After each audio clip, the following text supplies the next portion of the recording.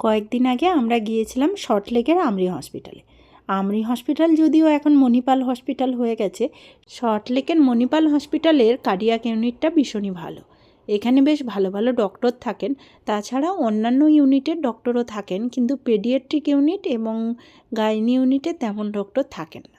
তো প্রথমে আপনাদেরকে জানাই এখানে যাবেন কী করে। যদি নিউ টাউনের দিক থেকে যেতে চান তাহলে করুণাময়ীগামী যে কোনো বাস ধরে করুণাময়ীতে নামতে হবে, ওখান থেকে অটো ধরে ডাইরেক্ট হসপিটালে পৌঁছানো যায়। হাওড়া থেকে এলে মেট্রো ধরে করুণাময়ী এসে নেমে ওখান থেকে অটো ধরলেও হবে। তাছাড়া হাওড়া থেকে AC12 বাস ধরে ডাইরেক্ট হসপিটালের সামনে নামা যায়। শিয়ালদার দিক থেকে আসতে চাইলে বাস বা অটো ধরে বেলেঘাটা বিল্ডিং মোড়ে নামতে হবে, ওখান থেকে পায়ে হেঁটে এই হসপিটালে পৌঁছে যেতে পারেন, না পারলে অটো ধরেও হসপিটালে আসা যায়। বিধাননগর থেকে আসতে চাইলে বিধাননগর থেকে যে কোনো বেলেঘাটাগামী বাস ধরে বেলেঘাটায় নামতে হবে, ওখান থেকে অটো ধরে আসতে পারেন। তাছাড়া KB22, KB16 এইসব বাস ধরে এসে করুণাময়ীতেও নামতে পারেন। করুণাময়ী থেকে অটো ধরে এখানে পৌঁছে যাবেন। হসপিটালে ঢুকলে প্রথমেই রয়েছে এমার্জেন্সি ইউনিট বা জরুরি বিভাগ। খুব ক্রিটিক্যাল পেশেন্টকে প্রথমে কিন্তু জরুরি বিভাগেই ঢোকাতে হয়।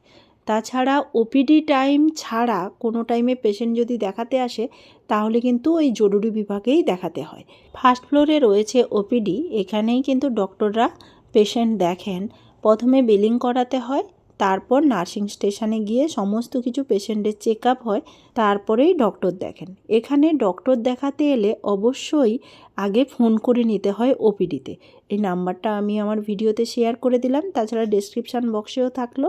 আগে ডক্টর অ্যাপয়েন্টমেন্ট নেবেন, তারপরেই কিন্তু দেখাতে আসবেন, না হলে কিন্তু মুশকিল হয়ে যাবে। আপনি হয়তো যে ডক্টর দেখাতে এসছেন ওই ডক্টর হয়তো ওই দিন নেই, বা হয়তো স্যার OTতে বিজি আছেন। তাই সবথেকে ভালো হয় আগে অ্যাপয়েন্টমেন্ট নিয়ে তারপর দেখাতে আসা।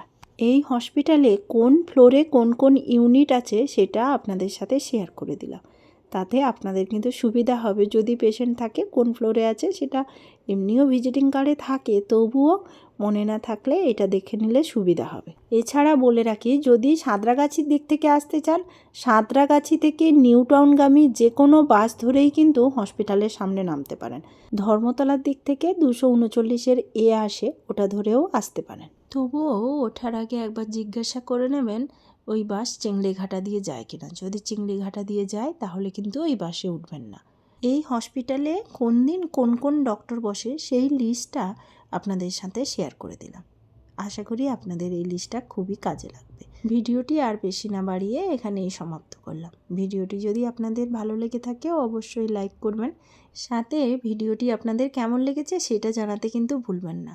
এমন ইনফরমেটিভ ভিডিও পেতে চাইলে অবশ্যই চ্যানেলটি সাবস্ক্রাইব করে রাখবেন। সবাই সুস্থ থাকবেন, ভালো থাকবেন।